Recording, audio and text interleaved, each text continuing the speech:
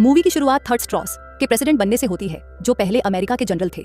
इस सब के 5 महीने बाद हमें अपने मेन कैरेक्टर कैप्टन अमेरिका से मिलवाया जाता है, जिसका रियल नेम है सैम विल्सन। इस समय वो एक मिशन पर था, जिसके लिए वो यूएसए की मिलिट्री के साथ उन्हीं के एयरक्राफ्ट में मेक्सिको पहुंचता है। इस मिशन में उसके साथ उसका सबसे अच्छा साथी टोरस भी है, जिसे हम फॉल्कन बनते हुए देख सकते हैं। मेक्सिको आने के बाद कैप्टन अमेरिका, टोरस और बाकी सभी सोल्जर्स मिलकर टेररिस्ट से लड़ने लग जाते हैं, क्योंकि टेररिस्ट्स ने जापान का एक कंटेनर चुरा लिया था, जिसमें कुछ बहुत ही खास चीज थी। जापान और यूएसए के अच्छे रिलेशन थे, इसलिए यूएसए की मिलिट्री जापान की मदद कर रही थी। इस कंटेनर को हासिल करने में लड़ाई के बीच हम देखते हैं कि लोगों को मारने के लिए सैम विल्सन बहुत ही अच्छे से अपनी शील्ड के साथ अपने स्ट्रॉन्ग विंग्स का भी इस्तेमाल करता है और एक ही वार में कई दुश्मनों को मार गिराता है।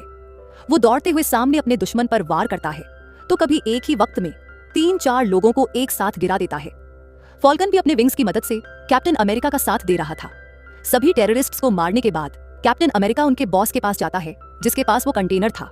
कंटेनर लेने के बाद इससे पहले कि वे उस आदमी को मार देते, वो आदमी उनके चंगुल से बच निकला और ये लोग यूएसए वापस आ गए। इस मोड़ पर कैप्टन अमेरिका टोरस यानी फॉल्कन से बहुत ज्यादा खुश था, क्योंकि इस लड़ाई में टोरस ने बहुत मदद की थी। अब टोरस से इंप्रेस होकर कैप्टन अमेरिका उसे अपने सबसे अच्छे दोस्त आइजाया ब्रैडली से मिलवाने के लिए लेकर जाता है। कैप्टन अमेरिका टोरस को बताता है कि आइजाया ब्रैडली पहले एक बहुत ही अच्छे सोल्जर थे और साथ ही साथ कैप्टन अमेरिका भी रह चुके हैं। ये जानकर टोरस शॉक रह जाता है, लेकिन एक अजीब बात यह है कि कैप्टन अमेरिका टोरस को बताता है कि कैप्टन अमेरिका बनने के बाद आइजाया ब्रैडली को 30 साल के लिए जेल में डाल दिया गया। हालांकि ये बहुत अजीब था। आइजाया ब्रैडली ने तो कैप्टन अमेरिका बनकर बहुत अच्छा काम किया था और शानदार प्रदर्शन किया था। टोरस हैरान होकर आइजाया ब्रैडली से पूछता है, आखिर जब आपने इतना अच्छा काम किया था तो यूएसए की मिलिट्री ने आपको जेल में क्यों डाला? आइजाया ब्रैडली ने बताया कि जब वो कैप्टन अमेरिका बने थे तब उन्होंने कई सफल मिशन पूरे किए। उन्होंने अपने मिशंस में बहुत से लोगों की जान बचाई और यूएसए को भारी नुकसान से बचाया। इतने सफल मिशन करने के बाद वो तेजी से फेमस होने लगे, लोग उन्हें पसंद करने लगे थे। लेकिन यूएसए की गवर्नमेंट को ये पसंद नहीं आया कि एक ब्लैक आदमी इतना ज्यादा पॉपुलर हो जाए, इसलिए यूएसए की गवर्नमेंट ने मुझे अरेस्ट कर लिया और 30 साल तक जेल में डाल दिया। मेरे ऊपर अलग अलग एक्सपेरिमेंट्स किए जाते रहे। इसी वजह से आइजाया ब्रैडली यूएसए की गवर्नमेंट से बहुत ज्यादा नफरत किया करते थे। इनकी इन्हीं बातों की वजह से टोरस के दिल में भी आइजाया ब्रैडली के लिए इज्जत बहुत बढ़ जाती है और ये दोनों अच्छे दोस्त भी बन जाते हैं। ये लोग अभी बातें ही कर रहे थे कि तभी सैम विल्सन यानी अभी वाले कैप्टन अमेरिका को एक कॉल आती है। इस कॉल में उन्हें पता चलता है कि नए प्रेसिडेंट यानी थर्ड रॉस ने व्हाइट हाउस में एक मीटिंग रखी है। ये मीटिंग एक पार्टी के दौरान होगी, जिसमें कई बड़े बड़े लोग शामिल होंगे। इसी पार्टी में कैप्टन अमेरिका सैम विल्सन को भी इन्वाइट किया गया है। अगले सीन में दिखाया जाता है सैम विल्सन तैयार हो गए और आइजाया ब्रैडली तथा टोरस के साथ व्हाइट हाउस पहुंचता है, जहां पर कई देशों के प्रेसिडेंट भी आए हुए हैं। पार्टी में थर्ड रॉस सैम विल्सन को देखते ही उसकी तारीफ करने लगते हैं। वो कहते हैं कि सैम ने मेक्सिको में बहुत अच्छा मिशन किया था। थर्ड रॉस उससे इंप्रेस थे, क्योंकि उसने जापान की खोई हुई चीज को भी वापस पा लिया था। खैर, अब सभी लोग मीटिंग रूम के अंदर इकट्ठा हो जाते हैं। थर्ड रॉस स्टेज पर आकर मीटिंग का एजेंडा बताने लगते हैं।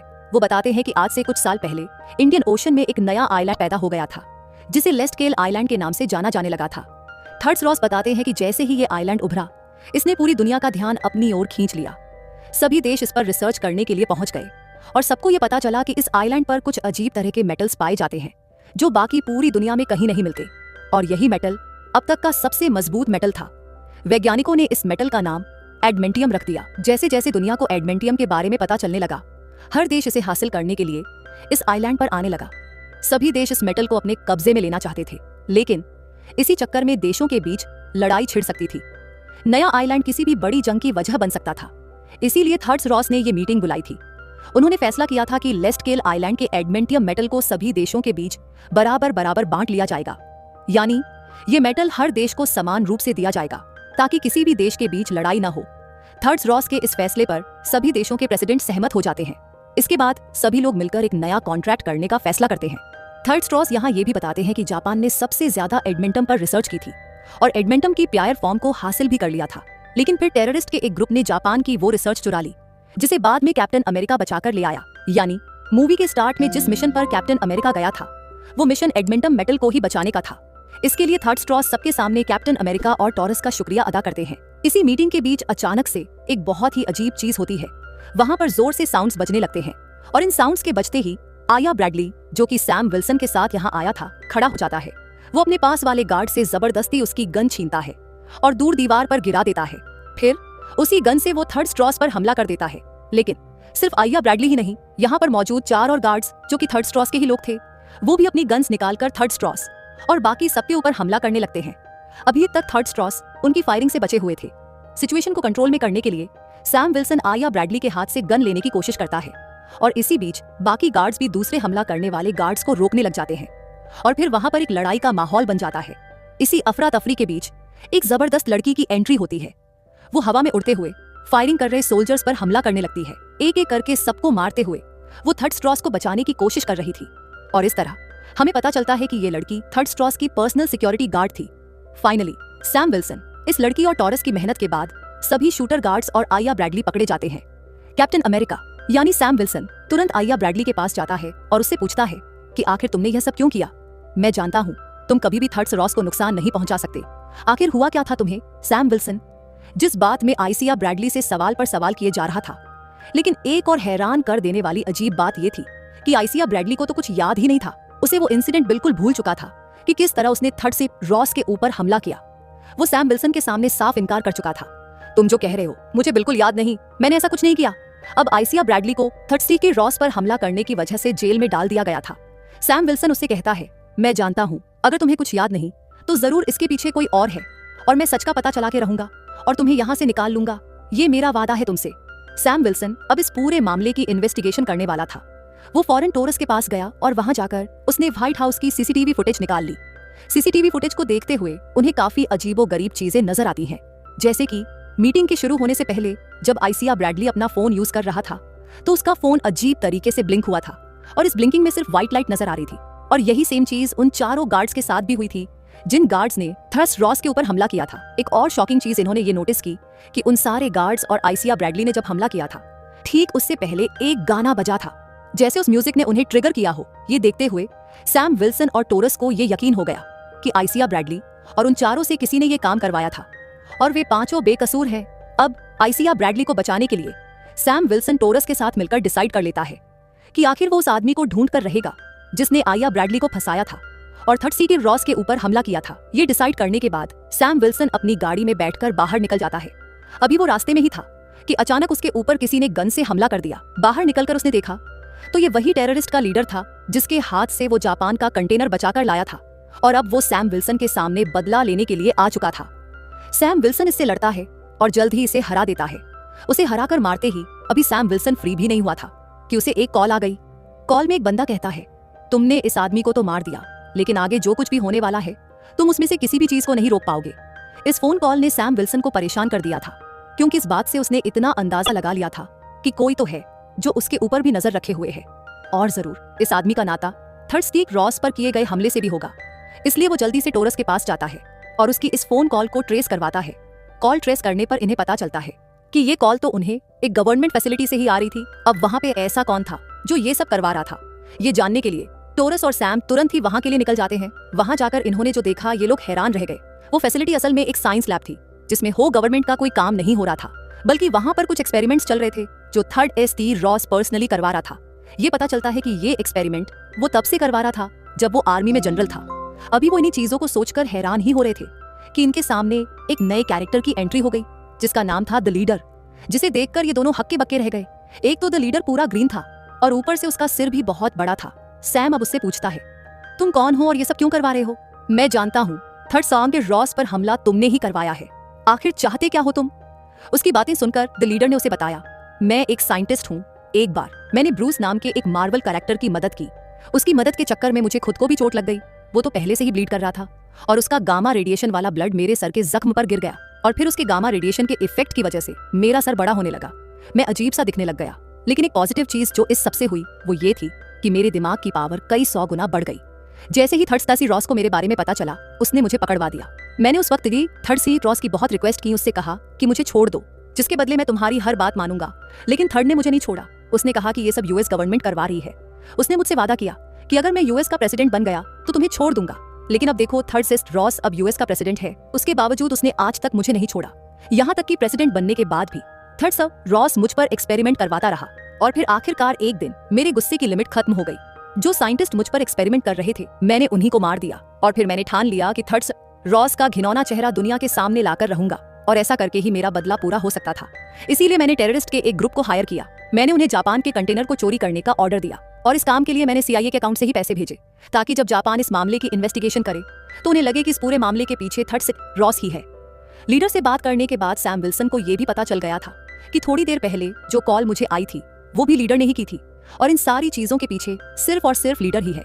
सैम विल्सन इन सारी चीजों को रोकने के लिए जल्द ही लीडर को पकड़ने का डिसाइड करता है, और इससे पहले कि वो यहाँ लीडर के ऊपर हमला करके उसे पकड़ लेता, लीडर चुटकी बजाकर यहाँ पर एक म्यूजिक प्ले कर देता है। यही नहीं, वहां पर मौजूद सभी गवर्नमेंट के गार्ड्स को हिप्नोटाइज करके वो उन्हें अपने लिए काम करने पर मजबूर कर देता है। अब सारे गार्ड्स क्योंकि उसकी बात मान रहे थे, सैम विल्सन और टोरस के ऊपर हमला कर देते हैं। सैम विल्सन और टोरस दो थे और ये गार्ड्स बहुत सारे, ये दोनों उनसे लड़ने में बिजी हो जाते हैं, और तभी पीछे से मौके का फायदा उठाकर लीडर वहां से भाग जाता है। सैम विल्सन और टोरस बहादुरी से सभी गार्ड्स को मारते हुए आखिर मौका पाते ही वहां से निकल जाते हैं लीडर को पकड़ने के लिए।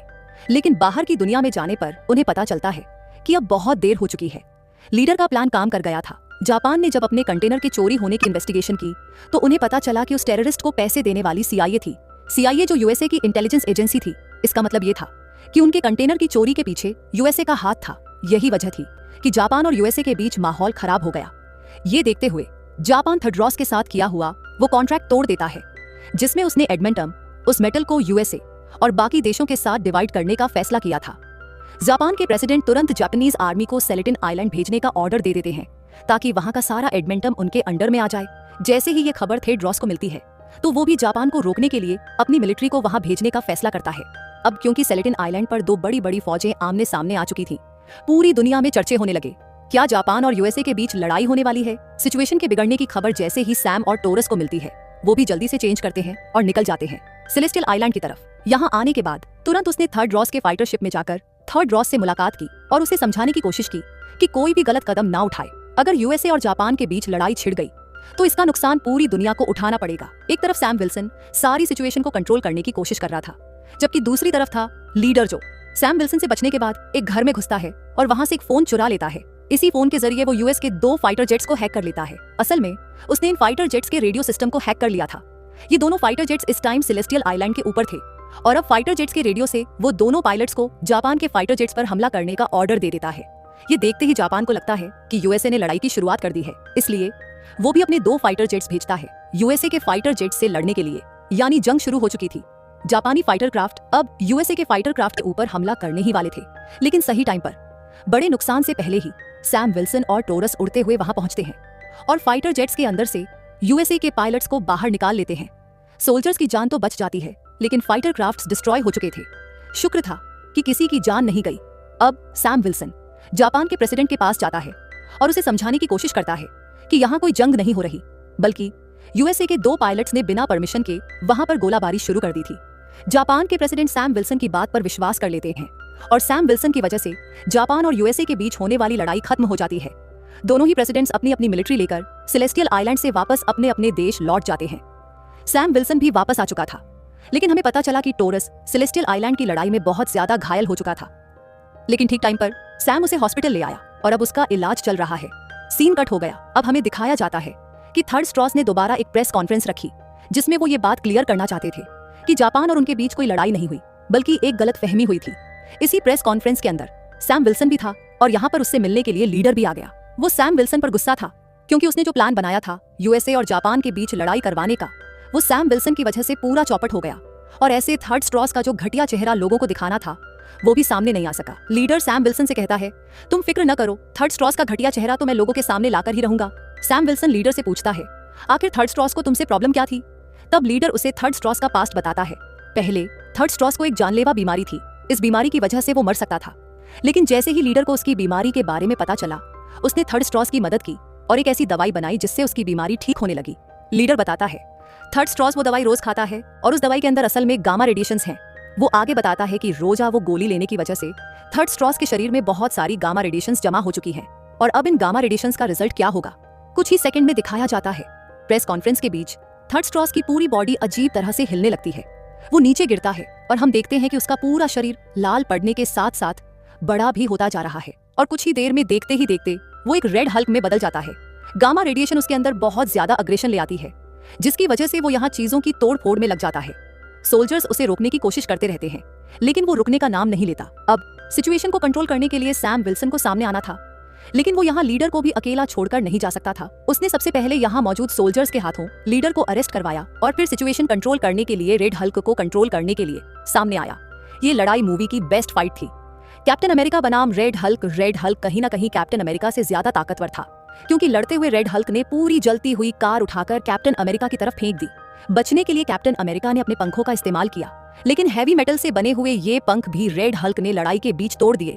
इतना ही नहीं, रेड हल्क ने कैप्टन अमेरिका की शील्ड को भी जमीन में गाड़ दिया। अब इससे पहले कि रेड हल्क कैप्टन अमेरिका का किस्सा तमाम कर देता, कैप्टन अमेरिका उसे इमोशनली वीक करने की योजना बनाता है। वो उसके सामने उसकी बेटी का नाम लेता है। वो उसे कहता है, तुम्हें अपनी बेटी के लिए रिलैक्स होना पड़ेगा, तुम बुरे आदमी नहीं हो, शांत हो जाओ प्लीज। हैरान कर देने वाली बात यह थी कि सैम विल्सन की ये टेक्निक काम कर जाती है। अपनी बेटी का नाम सुनते ही थर्ड स्ट्रॉस दोबारा नॉर्मल इंसान बन जाता है, यानी रेड हल्क से फिर से इंसान में बदल जाता है। नॉर्मल होते ही थर्ड स्ट्रॉस को फौरन अरेस्ट कर लिया जाता है, क्योंकि रेड हल्क बनकर उसने यहाँ बहुत सारे कानून तोड़े थे और पहले भी बहुत सी इलीगल चीजें अब उसके सामने आ गई थी। यहाँ जेल में सैम विल्सन ड्रॉस से उसकी बेटी को मिलवाने के लिए लेकर आता है। साथ ही साथ अभी सैम विल्सन ये बात भी साबित करने की कोशिश में था कि आइजा ब्रैडली ने थर्डस रॉस के ऊपर हमला नहीं करवाया था। जैसे ही उसकी ये बात साबित हो जाती है तो आइजा ब्रैडली को भी जेल से आजाद कर दिया जाता है और ऐसे सैम विल्सन का मिशन पूरा हो जाता है और ये कहानी यहीं खत्म हो जाती है। लेकिन फिर मूवी के एंड में हमें पोस्ट क्रेडिट सीन दिखाया जाता है, जहां सैम विल्सन लीडर से मिलने के लिए जेल आया है। लीडर विल्सन से कहता है, तुम्हें क्या लगा मुझे पकड़कर तुम्हारी सारी परेशानियां खत्म हो गई? ऐसा नहीं है, मैं अपनी पावर्स की मदद से फ्यूचर देख सकता हूँ और यहाँ पर अब वो सब आने वाले हैं जिनका तुम मुकाबला नहीं कर पाओगे। विल्सन ने पूछा, कौन? लीडर ने बताया, हमारी इस दुनिया के अलावा भी इस पूरी अर्थ में बहुत सी दुनिया है जहां पर वे सब रहते हैं और जब वो आएंगे तुम उनका सामना नहीं कर पाओगे। लीडर के ये कहते ही ये मूवी यहीं पर खत्म हो जाती है। आपको ये मूवी कैसी लगी हमें कमेंट बॉक्स में जरूर बताएं और हमारी वीडियो को लाइक करें और हमारे चैनल को सब्सक्राइब करें।